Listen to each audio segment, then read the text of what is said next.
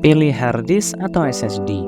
Zaman dulu pilihan ini sangat mudah, sebab jika ingin kapasitas besar dan lebih ramah kantong, kalian tinggal pilih aja hard disk.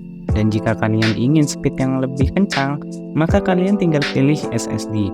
Dengan catatan kapasitas yang lebih kecil dan harga yang lebih mahal. Namun zaman sekarang harga hard disk dan SSD sudah semakin head to head, alias ya sudah mirip-mirip. Yang kali ini kita dituntut untuk memilih kekurangan dan kelebihan dari hard disk dan SSD. Jika kalian menganggap SSD masih lebih baik dari hard disk, tunggu dulu.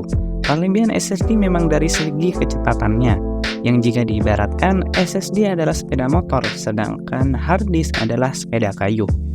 SSD juga punya keunggulan dari segi bentuk dan cara kerjanya, yang mana SSD tidak menggunakan komponen bergerak sama sekali, yang membuat lebih tahan guncangan daripada hard disk.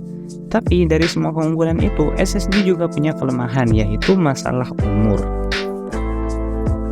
Setiap sel pada SSD mempunyai umur. Juga setiap vendor pembuat SSD sudah mencantumkan seberapa sel itu bisa bertahan, yang sering kita kenal dengan TBW.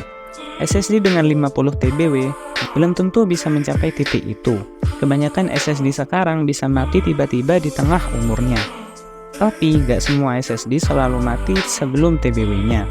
Penurunan harga inilah yang menyebabkan kualitas dari SSD sekarang banyak dipangkas. Dari beberapa keunggulan SSD, SSD juga punya kelemahan yang juga menjadi pertimbangan sebelum membeli. Jadi sekarang harga SSD sudah murah juga bukan apa-apa, melainkan penurunan kualitas. Jika kalian lihat di marketplace, rata-rata SSD murah itu ya punya merek yang kita tidak pernah dengar sebelumnya, yang nggak tahu asal-usul dari mana brand tersebut. Berbeda dengan hard disk, yang punya kualitas terjaga, sebab membuat hard disk itu sangat susah. Itu sebabnya kita lihat di pasaran merek hard disk ya cuma WD, Seagate, dan Toshiba. Itu sebabnya kualitas dari hard disk masih terjaga.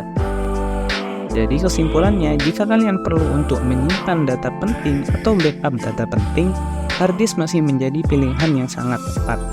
SSD emang kencang, bahkan tadi saya singgung SSD berkali-kali lebih cepat dari hard disk. Tapi itu tadi, SSD punya umur yang random. SSD sangat tepat jika kita jadikan untuk hal yang butuh performa kencang seperti operating system, game, juga video editing. Oke, mungkin sampai di sini.